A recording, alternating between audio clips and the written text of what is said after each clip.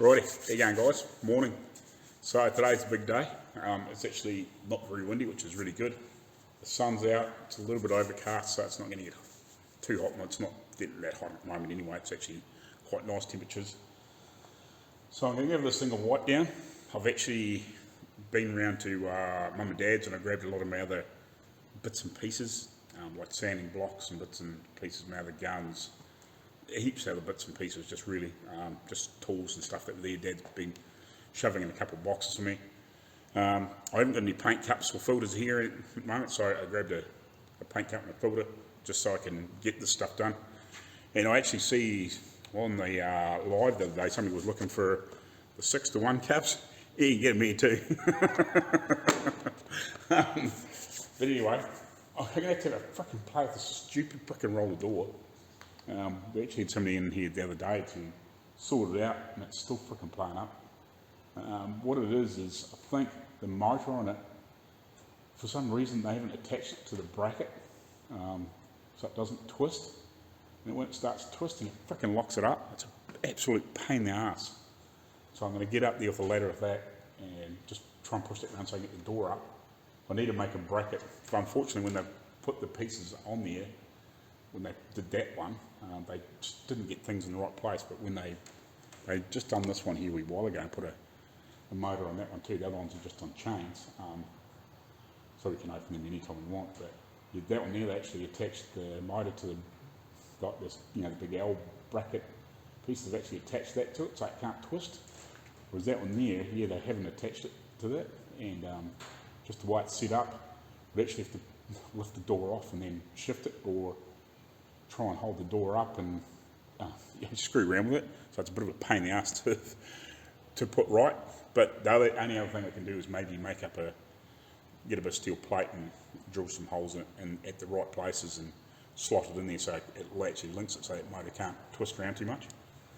So that's a pain in the ass. So I'll grab a big tool out over there and I'll go out and give it that play and just see if I can get that frickin' door open. Because I wouldn't mind just a little bit of sun on that body for a wee bit while I wipe it down. So yeah, I actually managed to grab some really clean rags from Mum and Dad's, so I can actually give it a quick wipe down with some prep wash, or whatever you want to call it, wax and grease remover. So I just grabbed some of my the sanding boards and bits and pieces for obviously when I get into bodywork. I'm actually hoping that we can get some Durablocks, and then Arco at Outlaw Ridge uses Lucky Blocks, which is it's basically Perspex or polycarb or whatever you want to call it. I've actually got a sheet of polycarb here. I'm actually thinking of making a flat block out of that, because I see that when he uses Durablocks and everything like that, he ends up with a really good result. But when he uses those Lucky Blocks, by God, is that thing flat. So I think that's what I'm going to do. I'm actually going to make myself up a long Lucky Block, because what is it? They seem to be flexible and they stay really hard and flat, whereas this is soft. So it's good for doing that initial shaping and getting down to that almost that final level. But when you do that last block, or last couple of block sands with those sort of like the 320 and the 400 or maybe 500 or whatever you go down to, it seems to be a way better result with that. What's that flickering for? Stop it. Stupid fucking phones. God, I hate how some of these phones, they just don't know quite what the frickin' light's meant to be, and they just, if you move around, they chop and change. Pain in the ass. But anyway. So yeah, I want to try and see if I can make some and get it. But basically that's all it is. It's just a reasonable thin piece without being too thin.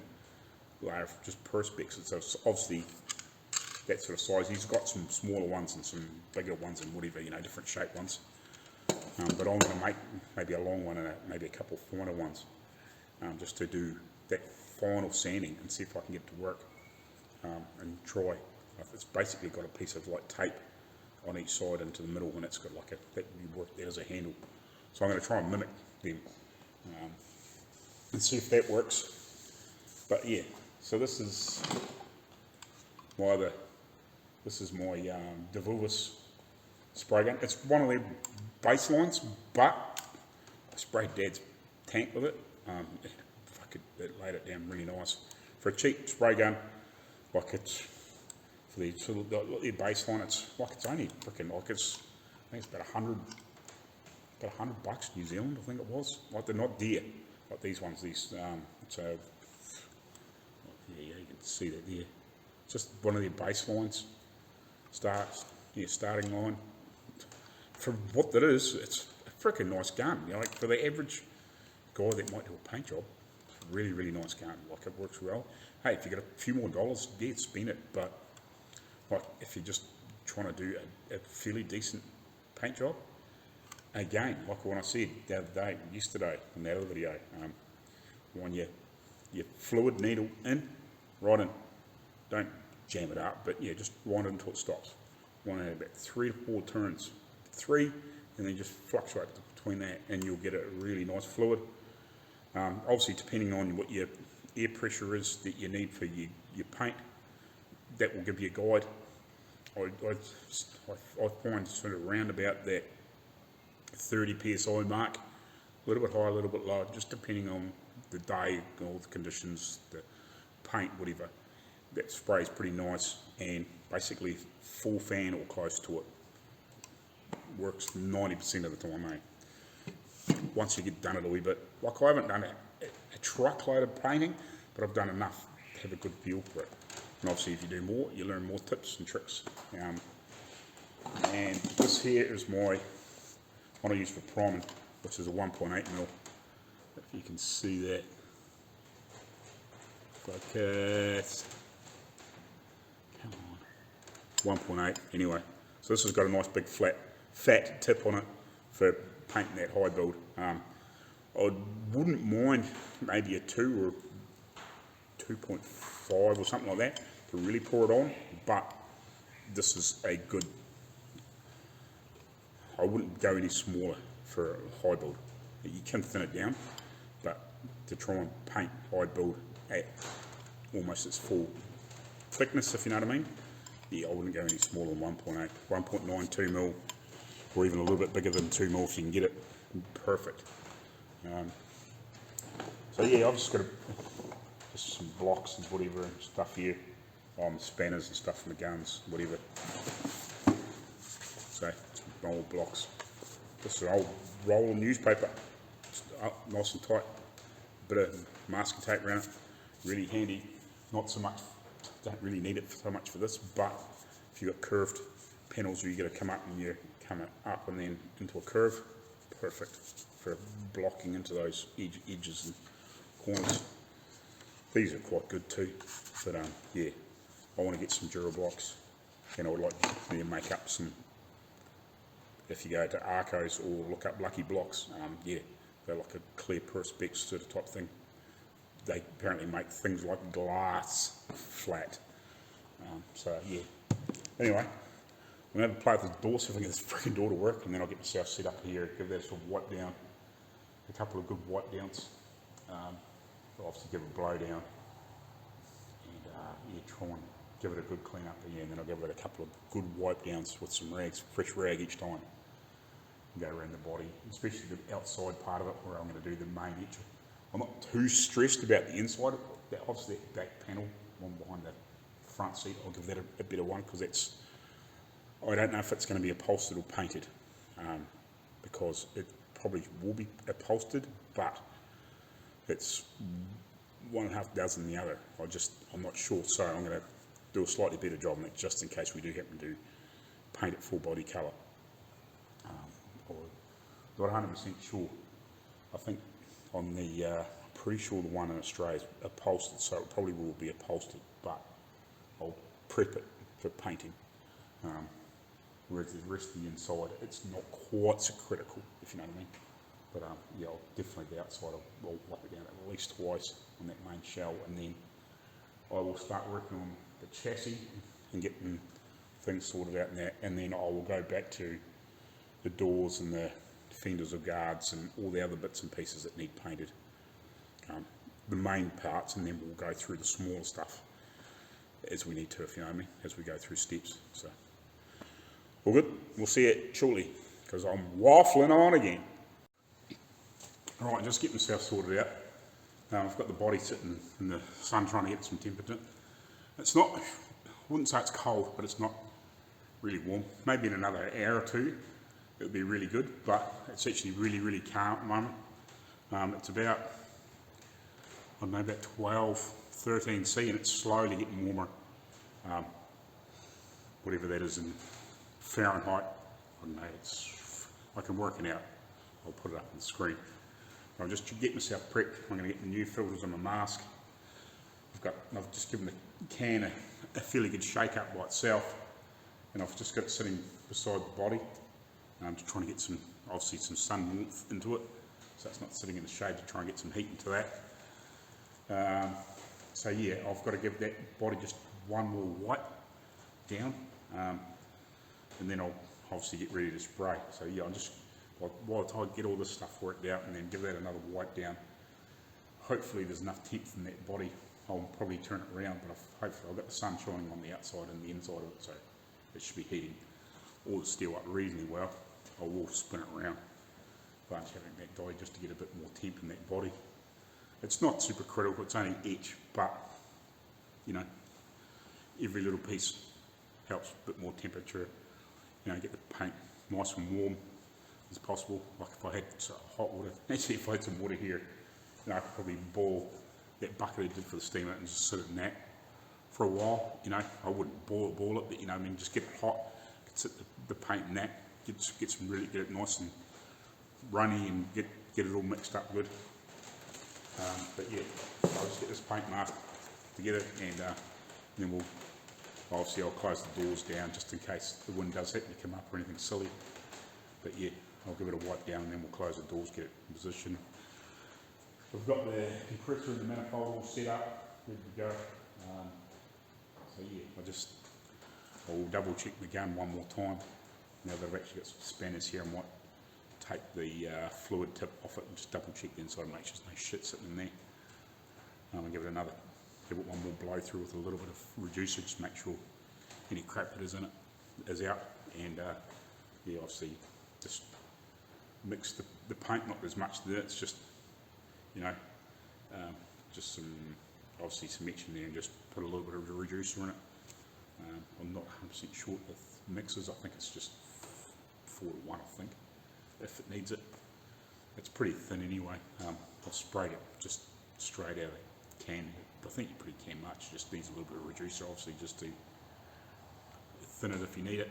Obviously if the temp's not right, and obviously you just need some reducer or thinners or whatever, just to clean your gun up afterwards. So anyway, I'll get to it, stop waffling. I'm good at that.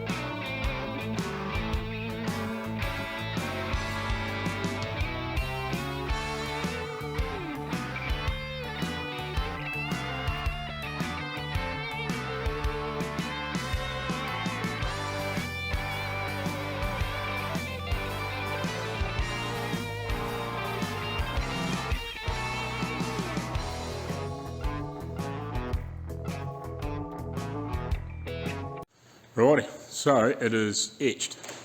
The only piece I haven't done is obviously in that back section, because I want to seam seal, and I still haven't rough treated in there and anything yet. But I can do that later, like it's not super critical. Got the back of it, like the outside of the body and everything else all done. Yeah, I need seam sealer and all that sort of stuff. So yeah, I didn't quite want to do it separately, but that's just the way it sort of worked out. And it's such a perfect day for spraying, and the next few days don't look very good. So we got it done. So that's sort of 2 coats of etch. Just the first one wasn't very heavy, you could see through it. So like I wasn't spraying it on super thick or anything. But that's got a nice good protection on it now, inside and out. And it's probably a little bit thin in here because I was running out and I just like, it's got probably enough in there, you know, just for what it needs to be. Again, like you're not ever up in there looking at it. You know, it'll get a rub and it'll get colour and all that sort of stuff in there, you know, and it'll get probably a couple of coats of primer, but for what it's going to be, that's all it needs to be. You know, the back, same of that probably too, but I gave that a decent coating. What sort of stuff, same there, just in case it is painted. But yeah, perfect, awesome. I probably should have done actually underneath there, I forgot, but when I do the back of in there, I can probably flick it in there if I remember. I just try to spray some of it up on that wood too, just to help seal it up. When I do, obviously the inside I'll spray that bit better, just to help seal the wood. So yeah, it's cool, awesome, done. Oh, phew. It wasn't probably a bad idea leaving that door up. It's nice and warm now. We'll just let it cure for a bit. Not that it should take long with being etched, you know, an hour or so, and you could probably start banging primer over if you really wanted to. But yeah, we'll just let it go off, and then we can, you know, a little bit of panel beating around the back. There's a few dints and marks that you can actually see there. I don't know if you can see them, can you not? Might better. If I get the light right, you probably will better.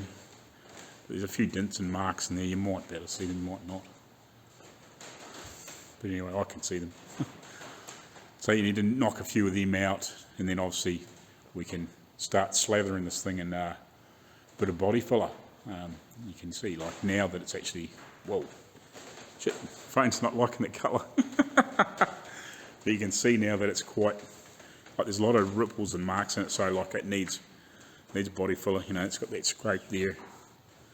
You know, and it's not really, you know, I probably can panel beat little bits of it out, but it's going to be very, very awkward to get into some of these spots. I could probably knock some of them out. But yeah, it's just one of those things. It's you know, it's 100 years old. It's been pretty beaten on. It's been repaired. You know, we'll get the worst out of the back of it and be done with it, and then yeah, skim coat the whole thing and make it look pretty. I'll just have to tape up the joins in these pieces when I put body filler on. I'll have to mask these edges so we don't push some body filler in underneath, because it'll crack. That's just the way they were. So it needs to be done that same way again, you know what I mean? No point trying to join it together.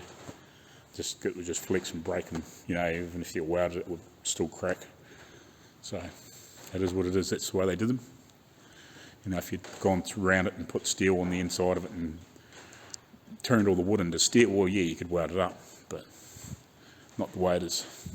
Anyway, that'll do for the meantime. If I do want to do some other stuff, you know, I might do some other stuff. I'm actually thinking about making some spray gun holders, because I haven't got anything here to hold spray guns.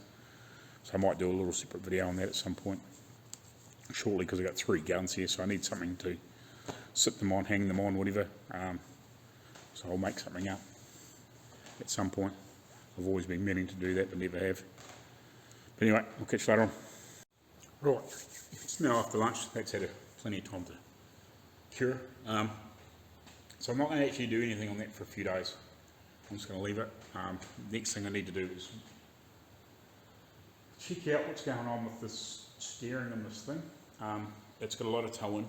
I want to sort that before I strip it down and send it away, the chassis away for sandblasting. So I want to have a quick look at that, and then once I figure out what's going on there, I'll strip it down, that'll go away for sandblasting, and then I will get all the fenders and the doors, all the guards and the doors, and any other sheet metal work cleaned up and stripped down, and then etched and all that sort of stuff as well, and obviously all the brackets and anything that needs to be put together on it when it goes back together. so to get some of that stuff back together. So yeah, that's sort of what I'm doing now. So I'm going to have a quick look at the steering wheel and stuff, see what's going with that, and then I'll come back to you when I maybe know a little bit more. The other thing I probably need to do is I've stripped the gun down too. I need to probably okay, but I need to probably give it a quick clean up. I did spray some thinners through it, or some reducer, whatever you want to call it, through it. Probably needs a decent brush out, but it should be alright just in the meantime. I'll soak it a bit later on, but yeah, I'll have a look at this and I'll come back to you. Righty. So I think I've got this sorted. I'm not 100% sure on that, but I think I've got it sorted. So I've cleaned this bar up, hopefully you can see that, cleaned it up, cleaned the ends up. I've actually wound these all the way in until they stop. Then I've backed them out sort of half to almost a turn, just so they were roughly in line. I've just been cleaning up the, make sure all the threads work properly and lots of stuff. Just give me a fighting chance, because this here, these weren't wound all the way in before. So that's possibly the reason why it had so much toe in. But we still need to check, see what's going on, just to make sure that things are okay. So, there's nothing worse. Hold on. Nothing worse than, you got everything all cleaned up, painted, and you put it together and then you get a, obviously get an issue, toe in. The difference between tyres lasting, 20, 30,000 miles or whatever. Well, obviously, probably not that long on these because they'll probably perish before they get worn out, if you know what I mean. But, or the difference between a few hundred or 1,000 miles, because if the toe's really bad, like what this was, like 4 inches toe in or almost, no, you're going to destroy a set of tyres in a very, very short time. No worries at all. Believe me, I know. I've done a lot of wheel on stuff. Yeah. So, bring this all back together, and we'll see where we're at. I think I might need to just chase the thread on that nut, but hopefully we'll get it done up. Enough anyway, just to check to see whether we're in the ballpark, if you know what I mean. Now if I've got toe out, at least I know I can bring it back in or out, but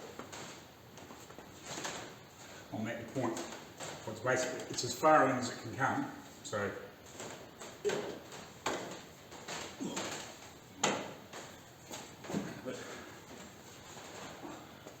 in theory, hopefully it's got toe out now. So at least I can wind it back so it's got a little bit of toe in. Nice if it had toe out, not toe in. But you never know, do you?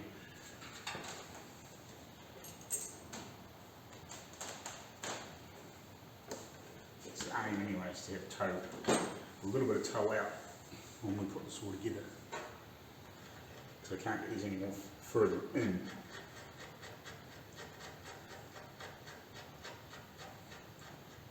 Basically just wound them out enough so that they were free of the thread and they were both pointing in the same direction. So, theory, and it looks like we've got toe out, which is awesome. What we wanted is not going for gung-ho fucking die here, but yeah, we want to make sure that we've got a problem. Well, we know we haven't got a problem, probably more to the point. Not that we had a problem, it's just we had so much toe in. It was hard to know whether it was a wrong steering rod or something else could have been bent, like one of these things could have been bent, because this was hit in this corner apparently originally when they first started working on it, pulled it apart. It had been hit in this corner. Apparently this front axle was bent, the chassis was bent, and one of those, not that front fender, the one that's sitting over there it was all bent up. They obviously straightened it a fair bit, and I've straightened it more since. I've got a little bit of work to do on it, but it's basically, it's in shape. It's just very, very fine tuning. It's like the body now. Like I've got to do a little bit of dialing around the back, try and bring that back part right, and the rest of it, I might have to do the odd little knock a little high spot down or something like that, but the rest of it should be just body full of sand back, and probably just bolt like the back guards on there. I just make sure that they are fitting properly, as we do a wee bit of body filler, but I don't have to put it back in the chassis. I can just slip them up there and go, oh yeah, no, it looks like it's going to mesh up nice and all that sort of stuff. Everything else should be good, but you just want to make sure that we don't have any issues here and we can carry on and don't have to chase something or fix something or look for another part. But to me, roll it back.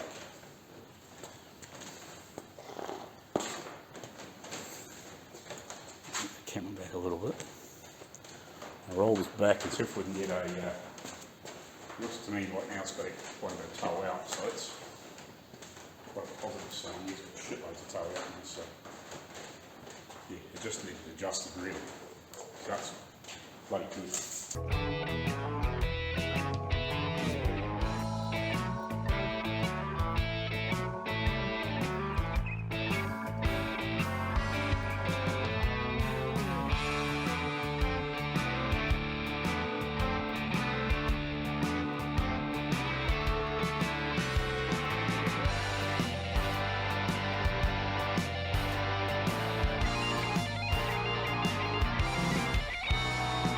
So yeah, we've got about 3 or 4 mil toe in there, so that's close enough to know that it's going to work. So that's cool. Got no issues there now. Like it's probably a little bit much toe in, but it's within the realm that it wouldn't actually destroy tyres very fast. That would just slowly wear one edge off. You might lose sort of a quarter or a third of the life at that on something like this. You're not going fast enough, but it probably needs to be wound back out at the front, a couple of mil.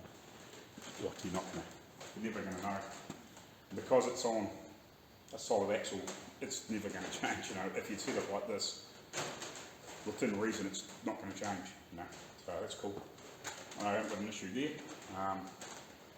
So really, that's the only thing I really needed to do on the body, on the chassis. I can actually strip this now. So yeah, awesome. All right, on to the next job. Pulling this thing apart.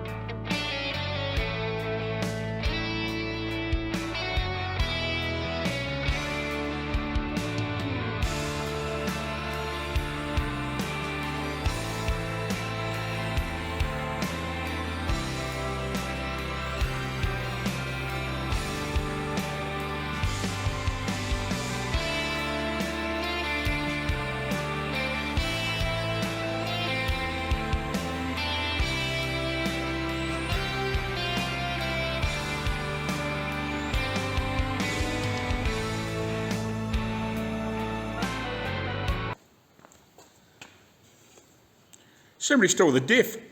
It was me. Shh. Don't tell Arco.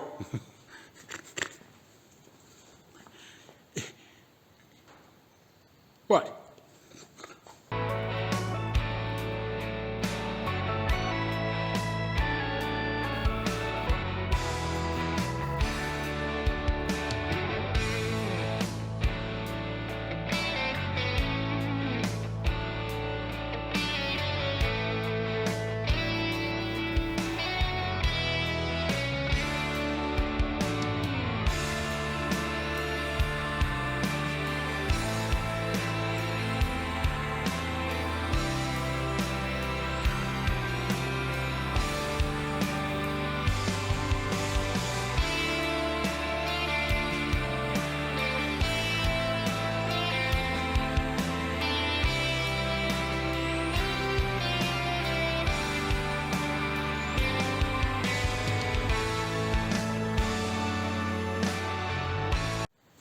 Oh, so yeah, that's the frame stripped. Me talking like a crazy man, and not that you probably hear any of it, but I was hoping to find the odd spot, throw it in there, just for off. Oh, frick, it's warm.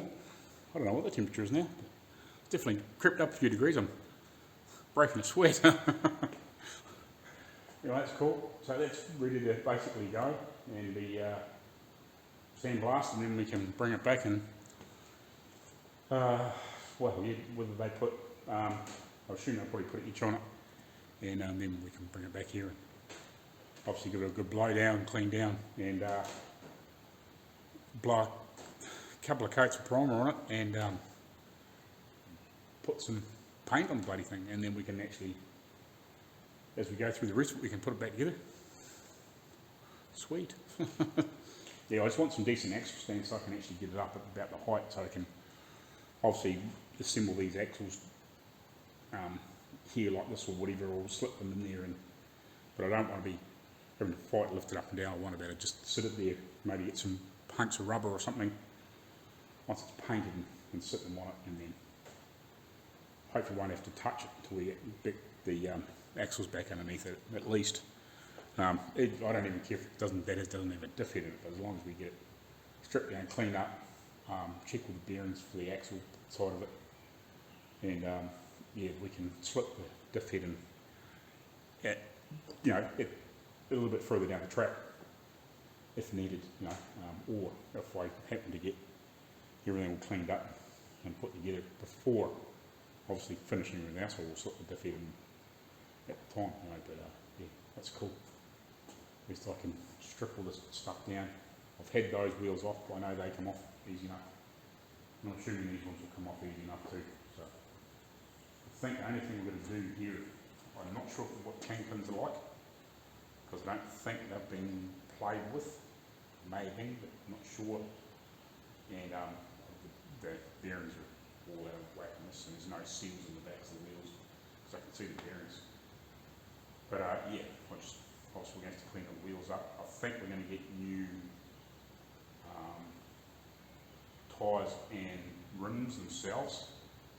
So yeah, I think that's his plan. I think he wants to get new hoops, and just use those ones as like obviously the tyres on them, but as spear wheels. We have some nice, hopefully nice true ones as the ones that go on back on the vehicle, and just keep the best ones, whatever look like they're the roundest and straightest, as a couple of spears with some decent tyres on them. But yeah, they look like they've never been used, those tyres, but they're definitely perished and stuff. It's got a big split. Anyway, I think I'll check the time, but I think that's about as much as I'm probably going to do today. I might do a bit more clean up, but I'm sweating and thirsty, so I want something to drink anyway.